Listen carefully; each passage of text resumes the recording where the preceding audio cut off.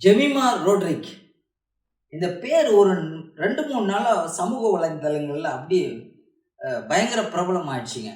எப்படி இவ்வளவு சீக்கிரம் ஆச்சு? கடந்த ஒரு 2, 3 நாளைக்கு முன்னாடி நடந்த விமென் வேர்ல்டு கப் கிரிக்கெட்ல வந்து ஆஸ்திரேலியா மிகப்பெரிய ஜாம்பவான் ஆஸ்திரேலியா அந்த அணிக்கு எதிராக இந்திய அணி வந்து மோதினாங்க. முதலில் பேட்டிங் செய்த ஆஸ்திரேலியா அணி 338 ரன் ஒரு இமாலயா டார்கெட் பெண்கள் அணிக்கு குடுத்திருந்தாங்க. இத கடப்பாங்களான்னு தெரியல. பயங்கர ஒரு சந்தேகமாவே இருந்தது இந்த மேட்ச் முடியும் வரைக்குமே. அதுல என்ன ஒரு சுவாரஸ்யம்னா, ஜெமிமா இப்ப நம்ம முதல்ல சொன்னோம்ல, அவங்க வந்து அ 3வது டவுன்ல இறங்குனாங்க.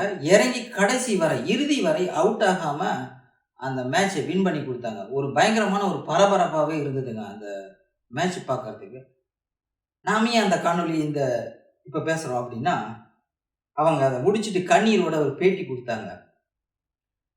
ஃபர்ஸ்ட் என்னுடைய தேங்க்ஸ் ஜீசஸ் அப்படின்னு சொன்னாங்க. நீங்க பார்க்கலாம். Firstly, I want to thank Jesus.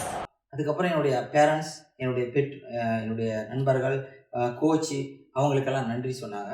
அவங்க கடைசியா ஒரு வார்த்தை சொன்னாங்க. நிலைத்து நில்லுங்கள். உங்களுக்காக நான் போராடுவேன் அப்படின்ற ஒரு பைபிள் வசனத்த கோட் பண்ணாங்க. ஆமாங்க. அவங்க எப்படி நிலைத்து நின்னாங்க? இவங்களுக்கு வந்து இந்திய அணியில அவ்வளவு சீக்கிரமா இடம் கிடைக்கல. 2018ல வந்தவங்களுக்கு 2022 வேர்ல்டு கப்ல கூட அவங்களுக்கு இடம் கிடைக்கல. இருந்தாலும் அவங்களுடைய முயற்சி வீண் பண்ணல. அவங்க கிரிக்கெட் போக மத்த டைம்ல வந்து ஹாக்கி எல்லாம் விளையாண்டுருக்காங்க. ஸோ அவங்க வந்து பிராக்டிஸ் பண்ணிட்டே இருந்திருக்காங்க. திடீர்னு அவங்களுக்கு இந்த வாய்ப்பு வந்தது. வந்த வாய்ப்பை சரியாக பயன்படுத்தினாங்க.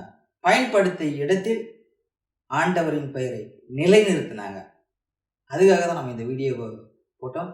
நிலைத்து நில்லுங்கள் அவருடைய வார்த்தையில.